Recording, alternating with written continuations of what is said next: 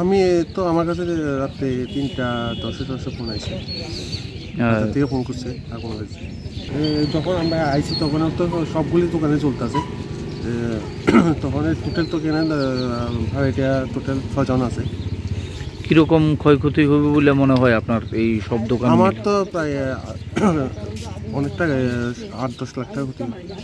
সকালবেলায় এসে দেখি যে আমি রাতেই খবর পাই আমাদের ফায়ার সার্ভিস অক্লান্ত পরিশ্রম করে আগুন আয়ত্তে আনার চেষ্টা করেছেন।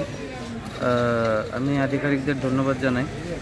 তার পাশাপাশি আমাদের ফায়ার সার্ভিসে আমার কলিগ যারা আছেন তাদেরকে আমি অনুরোধ করেছি যত তাড়াতাড়ি সম্ভব আমাদেরকে রিপোর্টটা দেওয়ার জন্য। আর ইমিডিয়েটলি মানে তারা যাতে আর্থিকভাবে সেরকম ক্ষতিগ্রস্ত না হয় তার জন্য আমরা ইমিডিয়েটলি কিছু তাদেরকে ফান্ডিংয়ের ব্যবস্থা করব।